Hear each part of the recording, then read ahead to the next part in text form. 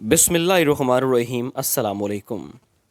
داستان اسٹوڈیو کے ساتھ میں ہوں اسد سبحانی۔ ایک بچے نے کچھوا پال رکھا تھا۔ اسے سارا دن کھلاتا پلاتا اور اس کے ساتھ کھیلتا تھا۔ سردیوں کی ایک یک بستہ شام کو بچے نے اپنے کچھوے سے کھیلنا چاہا، مگر کچھوا سردی سے بچنے اور اپنے آپ کو گرم رکھنے کے لیے اپنے خول میں چھپا ہوا تھا۔ بچے نے کچھوے کو خول سے باہر آنے پر آمادہ کرنے کی بہت کوشش کی، مگر بے سود۔ جنجلاہٹ میں اس نے ڈنڈا اٹھا کر کچھوے کی پٹائی بھی کر ڈالی، مگر کوئی نتیجہ نہ نکلا۔ بچے نے چیخ چیخ کر کچھوے کو باہر نکلنے پر راضی کرنا چاہا، مگر کچھوا سہم کر اپنے خول میں اور زیادہ دبکا رہا۔ بچے کا باپ کمرے میں داخل ہوا تو بچہ غصے سے تلملا رہا تھا۔ باپ نے بچے سے پوچھا، بیٹے کیا بات ہے؟ بچے نے اپنا اور کچھوے کا سارا قصہ باپ کو بیان کر دیا۔ باپ نے مسکراتے ہوئے بچے کا ہاتھ تھاما اور بولا، اسے چھوڑو اور میرے ساتھ آؤ۔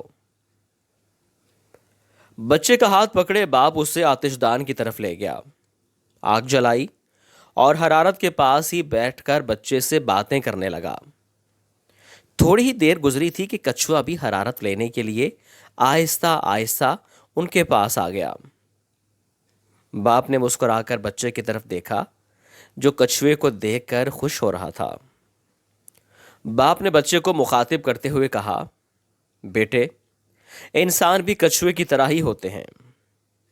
اگر تم چاہتے ہو کہ اپنے خول اتار کر تمہارے ساتھ کھلے دل سے ملیں تو انہیں اپنی محبت کی حرارت پہنچایا کرو، نہ کہ انہیں ڈنڈے کے زور پر یا اپنا حکم چلا کر۔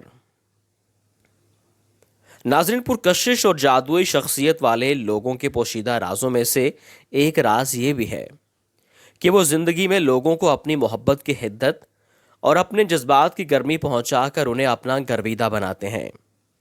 ان کی تعریف و تحسین اور قدر سے ان کے دلوں میں اپنے لیے پیار اور چاہت کے جذبات پیدا کرتے ہیں، اور پھر انہی جذبات کے بلبوتے پر ان پر اور ان کے دلوں پر حکومت کرتے ہیں۔ انسان مخلوق تو ہے ہی ایسی کہ کوئی بھی اس کے دل میں گھر نہیں کر سکتا، سوائے اس کے کہ اس کے ساتھ جذبات کی گرم جوشی، سچے دل اور روح کی پاکیزگی کے ساتھ ملا جائے اور پورا خیال رکھا جائے۔